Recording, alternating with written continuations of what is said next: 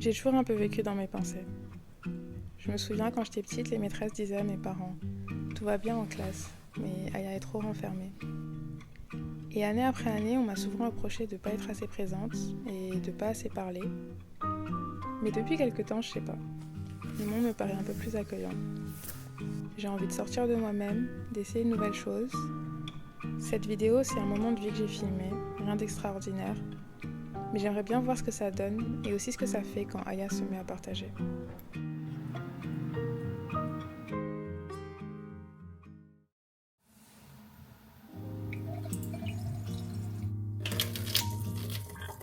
Je viens de me réveiller et je découvre qu'il n'y a pas d'eau chez moi. Le gestionnaire de l'immeuble vient de m'envoyer un message. Apparemment, il y a un souci avec un aqueduc dans le quartier et il n'y a pas encore d'heure prévue de retour à la normale. Je voulais aller au sport ce matin, mais il n'y a vraiment pas moyen que j'y aille sans savoir si au retour je pourrais me doucher. Donc je pense que je vais juste aller marcher après mon petit déjeuner.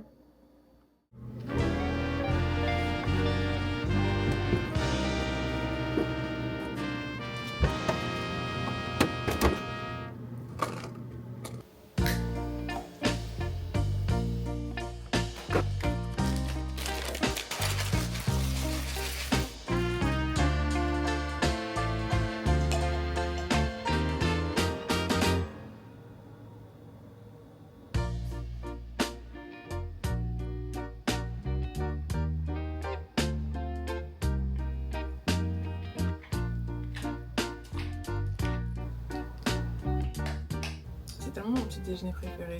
Alors je pense que ça va faire une semaine que je mange ça tous les matins.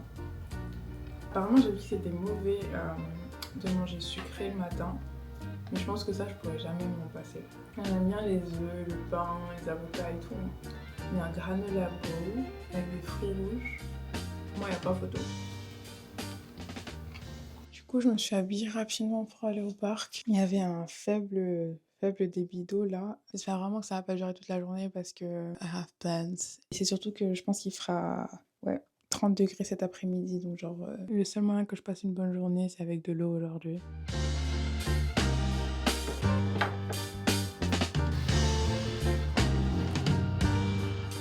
Il est 10h et il fait déjà tellement chaud.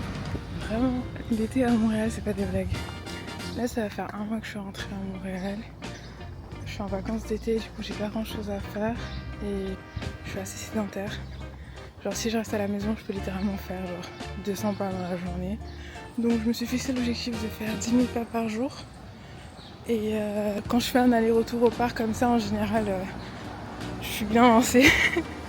Mon père était passé me voir pendant 20 jours. Et mon père c'est quelqu'un, genre il a besoin de sortir tous les jours.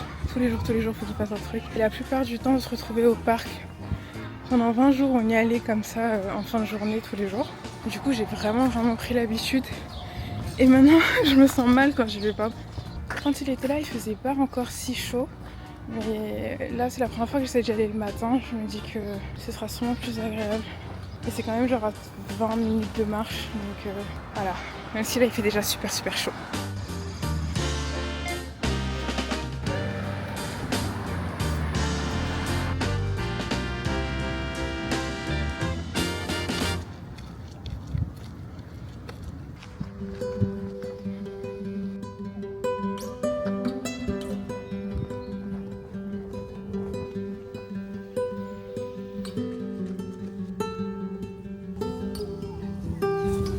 C'est vraiment sur ce banc qu'on venait s'asseoir tous les jours avec mon père. Maintenant, la grande question, c'est quelle arbre choisir.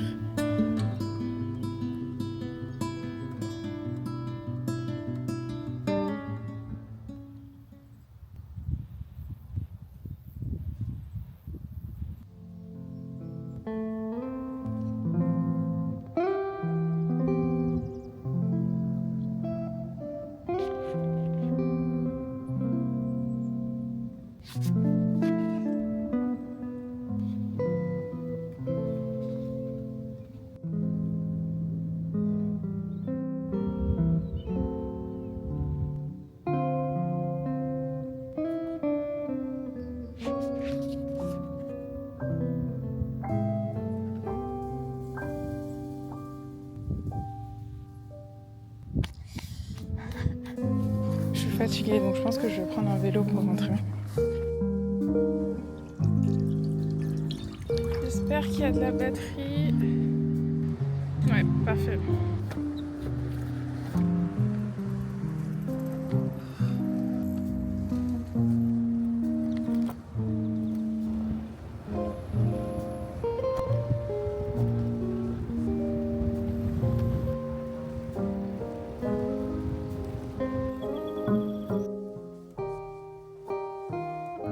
Je vais voir si l'eau est revenue. Comme quoi, hein, dans la vie, il faut rien prendre pour acquis.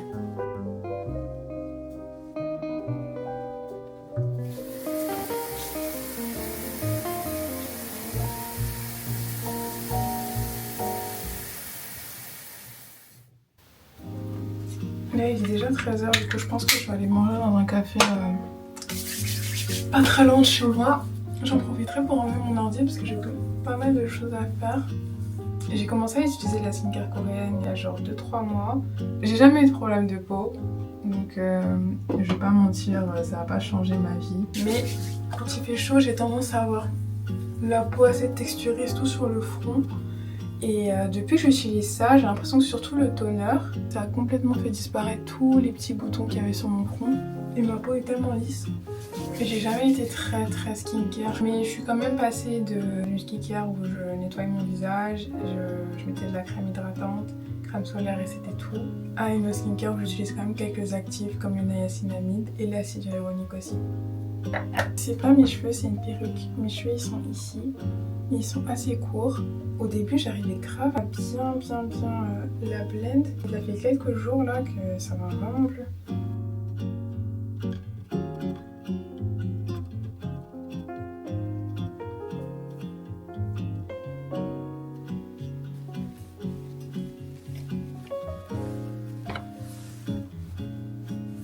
Je sais pas si je devrais juste la rentrer devant comme ça, totalement. J'aime bien comme ça. Ou totalement. Non, je préférais tout à l'heure.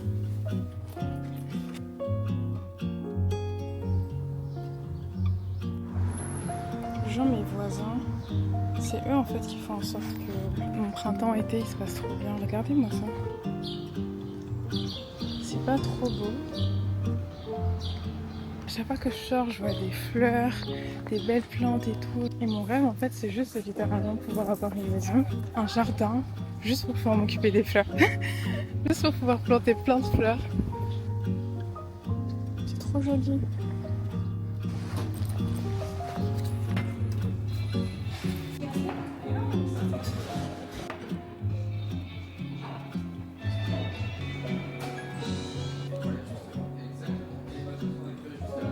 Bonjour, est-ce que je pourrais avoir un latte glacé avec du lait d'avoine? Ouais. Et je vais vous prendre le sandwich vegan s'il vous plaît. Très bien, sur place ou emporté? Sur place. Ok.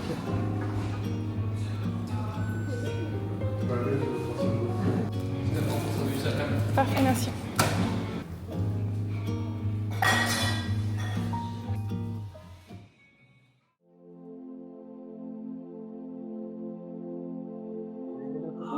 Avec plaisir.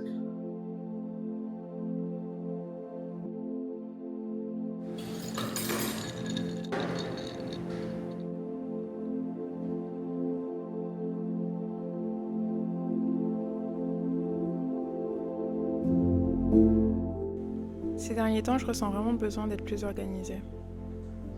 Pas forcément pour être plus productive, mais surtout parce que j'ai envie d'être plus tranquille, je pense.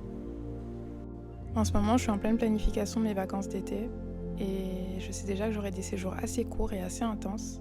En voyage, j'ai toujours eu tendance à improviser ou à me reposer sur les personnes avec qui je voyageais. Je voulais m'éviter les prises de tête, mais en fait, ça rend juste les voyages beaucoup plus flous et surtout frustrants parfois parce qu'il y a des choses qu'on doit obligatoirement gérer à l'avance. Mais en début d'année, j'ai fait le plus long voyage solo de ma vie puisque j'étais en échange à Singapour pendant 5 mois. J'ai beaucoup bougé dans la région et entre les cours, les voyages et ma valise toujours ouverte, j'ai vraiment compris à quel point ça change tout de savoir à l'avance où aller, quoi faire et où manger. Ces derniers temps, j'ai vécu des moments assez stressants. Donc cet été, même si je sais qu'il y en a toujours, j'ai juste envie d'un peu moins de doutes, moins d'imprévus et plus de tranquillité possible.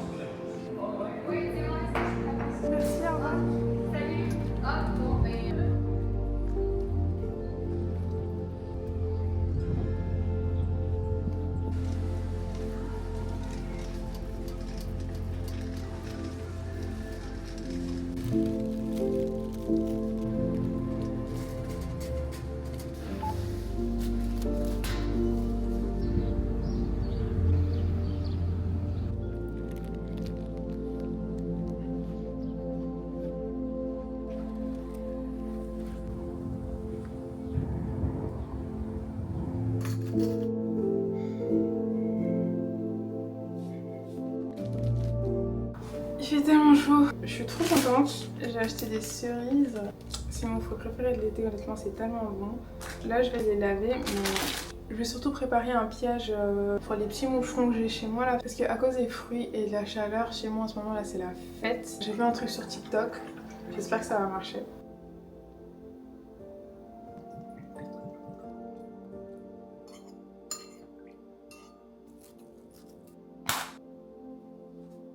Si ça marche pas, j'abandonne.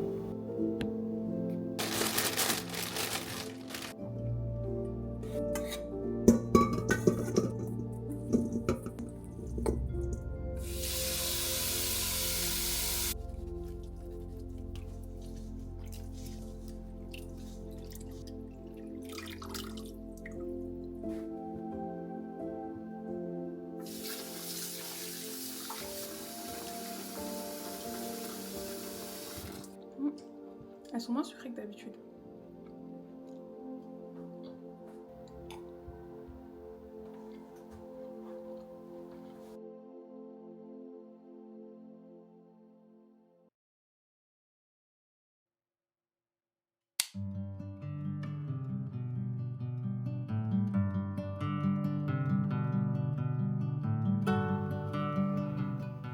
Là, il est 21h, je vais doucher, reposer. Je vais aller me faire à manger. Mais avant ça, on va vérifier le nombre de pas que j'ai fait aujourd'hui parce que it means a lot to me.